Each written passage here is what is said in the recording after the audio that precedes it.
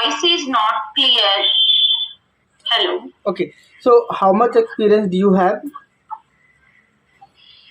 Yeah, total IT experience is 11 years. Relevant to Java is 9 years. Mhm. Okay, fine. And what are the major technology that you got chance to work on? Yeah, Java, Core Java, Spring Boot, microservices, Okay. Hibernate. Yeah. Mm-hmm. Okay, great, great. So we'll start from core Java and then move to other concepts. Okay. So for example, I have 10 employee objects. Okay. Okay, and I want to sort by employee name. Okay. Okay, so how we can do it?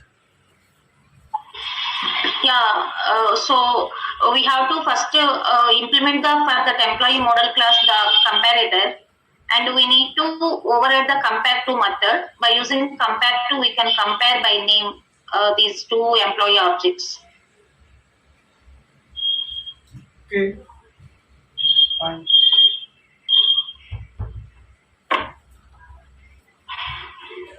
Hello.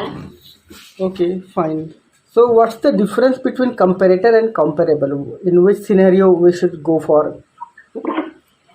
Yeah, here comparable is like whenever we want to sort an array of elements over a list of items.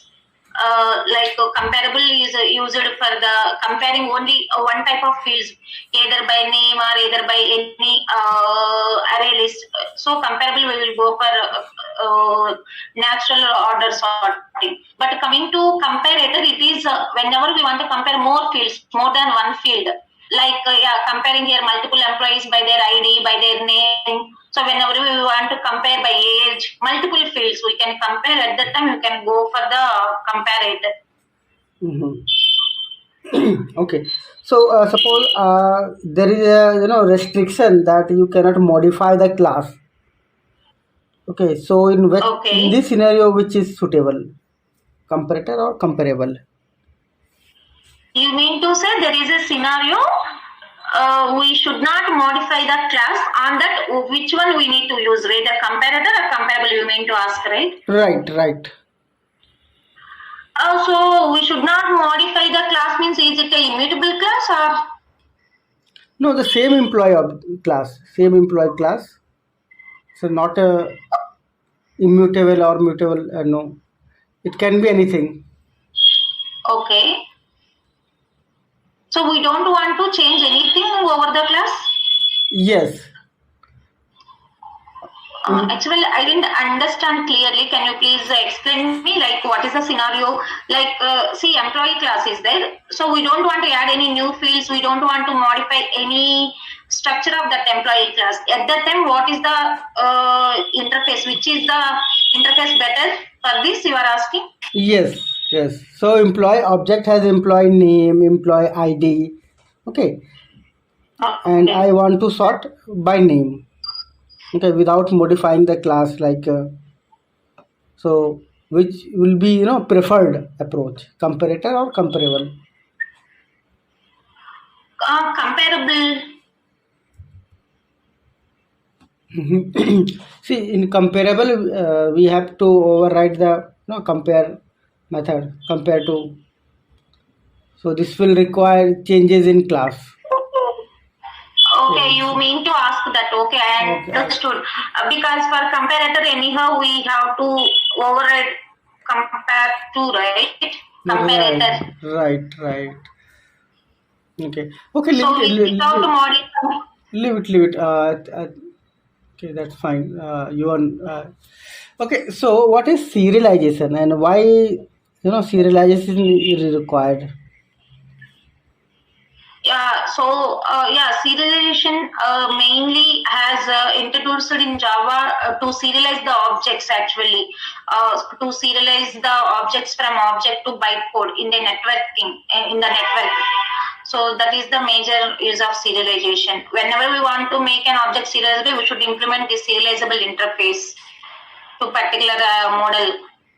so that it will be like useful in the networking serializable. Wherever we want to serialize that we want to transfer that object as a TTO, there it will be useful. Right. And suppose that during serialization I do not want to serialize any fields, and then which type Yeah, of by using transient, we can keep that field as transient field, and it does not participate in serialization at that time. Okay, fine. And what's the difference between runnable and callable interface? Okay. Okay. So runnable interface, like whenever we are implementing actually runnable is a marker. 1 second. Okay. Run has run method. Runnable has run method and callable has call method. Yeah, runnable does not return anything. We don't want to return anything, then we can go for runnable. But the callable, if we want to, return anything, callback mechanism. Whenever we have a callback mechanism, we want to return something, we can go for callable. Okay. Fine. What is fork join? Fork join, right? Yeah. So normally in a multi-threaded environment, say for example, I am calling to microservices in a asynchronous manner, say for example. So if I want to have my own thread pool, I can define a thread pool and I can create 5 threads by using executor service in a multi-threaded environment. If I am not defining any executor service at that time, by default, the fork join pool will be we can use the threads from the fork join pool. Default provided that is a thread pool. Okay, fine. What is producer consumer problem? Yeah, producer consumer problem is like whenever say for example, some of the producer class is always producing the items. Say for example, that is one class where it is always producing the items. Coming to consumer class, it is always consuming the items produced by the producer. So here what happens is, before the synchronization, before this, what happens is, so sometimes the threads are maybe blocked. It may arise into actually producer-consumer problem, because producing is always producing. Consumer, see the speed of, consumer can able to consume, but if a producer is producing more, consumer is unable to consume at the same time. It is a blocking thread, right? So we have to control by some other criteria. So this is the producer consumer problem actually. So how we can handle this situation? Okay, how to handle this situation is we need to there are so many mechanisms to control this, but some of the ways which I am recalling, I can explain. There is please. Yeah, so by using wait notify, we can do we can ask the producer thread to wait for some time. Let the consumer can consume some of the results produced by the producer. Once the consumer has consumed, consumer will notify to the producer saying that my job is done. You can please produce the remaining items. Like that, there is a based on the wait and notify mechanism also we can control somehow. Right. Whatever the process I know, I have explained. Okay, fine. Correct. Okay. So, what are the reasons for memory leak? Like in an application, like a new developer always do this type of mistakes. So memory leaks mainly happen because whenever we are developing some code, we might create many objects, right? We may create many new objects. So sometimes for a static class, say for example, we can declare a lot of static blocks, static methods, static variables also. Sometimes whenever we will forget to nullify them. actually. Garbage collector, what it will do, it will try to like clean all the unreferenced object, but these are static. But so whenever we are forget to unnullify them, they will be like creating the memory leaks actually from this in the JVM. So there are so many cases where memory leaks are happening. Like I said, this in the static fields, whenever we are defining static classes and when we are creating a so without use of, I mean, whenever we want to create any new object, better to use the already existed instance, because every time if you are creating, it will be increase the memory size, and also we may unable to nullify them, means it will create a memory leak issues actually. Okay, fine. What are the new changes in Java 8? Yeah, so the Java 8 has introduced so many new features like functional interfaces, lambda expressions, optional classes, and default and static methods, and method references, and local date API. And yeah, there is one more streams, mainly streams concept. Yeah, there are like such concepts were introduced in Java 8. How streams improves the performance? Yeah, how streams improves the performance means, yeah. So like say for example, why streams has introduced means whenever we want to iterate a list of items, so by using the streams we are going to iterate, right? So what happens here is in default the streams by default as inside, what happens is so many threads will run actually. So so many threads will take the each task, and it will the worker threads, right? It will from the fork join pool, it will take lot of worker threads, and it will iterate the list of items in a quick and in a quick way, I can say. That's how the performance is improving actually by using streams. Yeah, or also it's utilizing all the memory cores due to multi-threading. Yes. Okay, fine. So what's the new change in hash map in Java 8? What is the new change in hash map? Yes. Okay. Internal. Yes, internal working. Yes. In the internal data structure of hash map, there is some modification from Java 8. So they have introduced a concurrency hash map now. Okay. So this is the new change. Like what it will do is normally coming to hash map is non-synchronized. Coming to concurrency hash map, that is synchronized actually, synchronized and thread safe. So multi-threaded environment, what it will do is, so whenever like whenever the multiple threads are trying to, I mean like working on a map, right? So what it do, it will provide a bucket locking system, bucket level locking system actually. So that some of the, I mean, so that what happens is one of the thread is working on some of the bucket, means other thread won't come and I mean do any work on the same, perform any task on the same bucket. So that it provides the thread safety ness of the particular I mean any variable or anything will be thread safety. I mean you can achieve thread safety. Okay, fine. So, what is the latest version of Java? Java 17.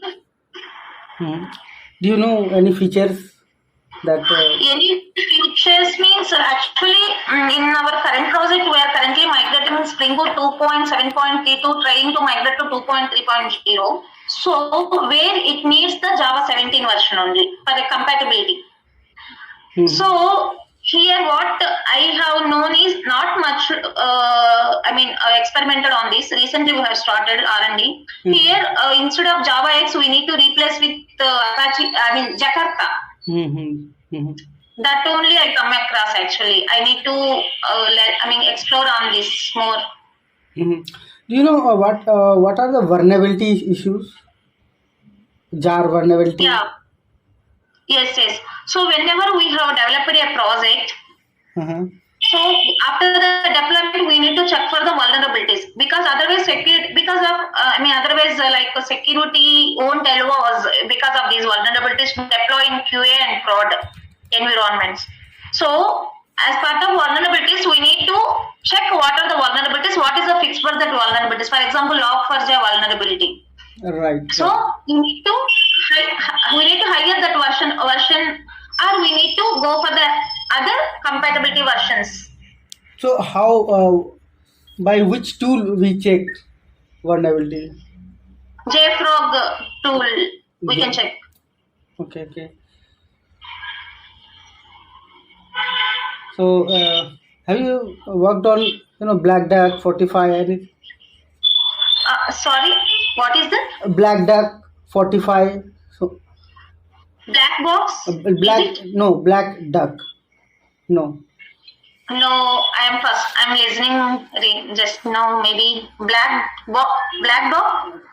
Similar Black Duck. Oh. Okay. So sonar. Yeah, sonar. We are working on sonar for our test coverage. Test cases, code coverages. We are working on sonar only. So, what is the average code percentage you follow? Code coverage percentage? 80%. It should be 80%. Otherwise, our build will be failed. Yeah, we won't. Our Jenkins won't allow until the sonar coverage is more than 80. Like that, the configurations. Okay. So suppose your junior has developed a code, okay, and you are doing code review. Okay. So what parameters you will check? What are the things you will verify in your junior's code? Okay. During the code reviews, right? Right. So we will check mostly whether he has followed the syntax correctly. Wherever the methods we need to implement in a short, so there should not be no code duplication. Wherever we want, we have to reuse the codes properly, and syntax should be proper. And wherever the constants are there, he should not use static fields. He should maintain in a constant class everything. Constant, and the formatting should be done properly. And also wherever logging, whether he has done proper logging or not in the request and when in the response rendering, logging also important. And also the class names and method names should be proper. He provided proper names and proper case sensitive he should follow for the method names. And also documentation is correct or not. Okay. Test cases he has covered all the test cases properly or not. Okay, fine. So coming to Spring Boot, so how do you check the health of your application if it is deployed in an environment like production or UAT? Yeah, so by using Spring Boot actuator, we will check the health of the application. Actually, whether our build is healthy or not.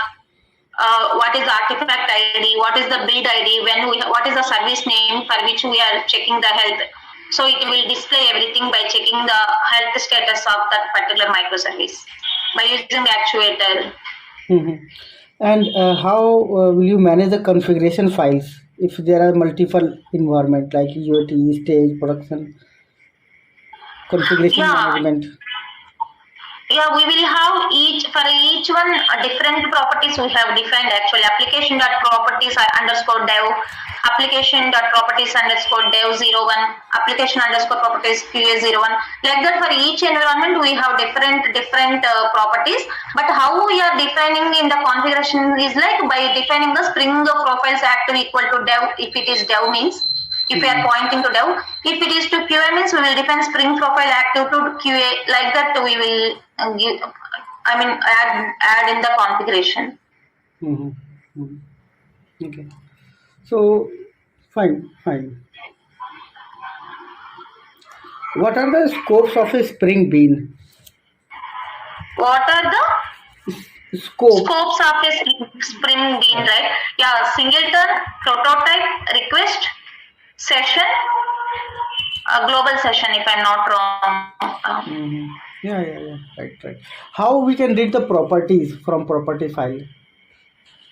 How we will read the properties from a properties file? Yes. So for the there are so many ways to read. Like for example, if I want in a controller, I have defined a variable. Say one field is there.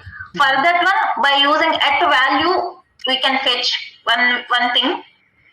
Yeah, at value annotation, and we can define at property source annotation. Right. Or at the configuration properties, one more annotation is actually at the rate of config properties, some annotation can also useful here.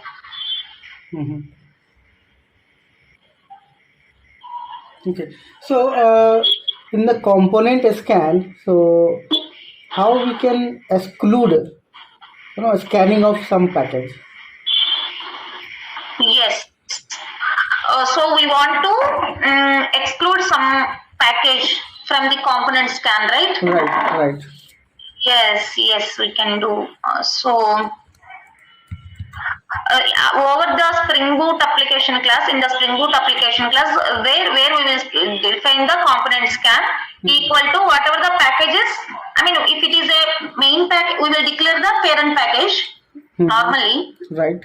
Maybe what I am thinking is maybe comma excludes, maybe there some property exclude equal to, we can define that package. I'm not sure, but I'm trying to answer. Yeah. Right. We can write the package name or class name. Class name. Yeah. Okay. Fine. So yeah, fine. Good. So now moving to microservices. Okay. So as you are working in a microservices, so what are any practical challenge that you are facing related to microservice development? Okay. So what are the challenges means? Yeah. So there are so many challenges we may face sometimes because so a lot of microservices are running. So sometimes one of the microservices may communicating with another microservices. At that time, there may be a lot of security challenges we need to face. We may face. So we need to handle those security concerns. And also sometimes one of the whatever the service I want to consume that service may be at that time down for some time. So I need to check whether the consuming microservices is down, means what is the other option? How can I handle this request?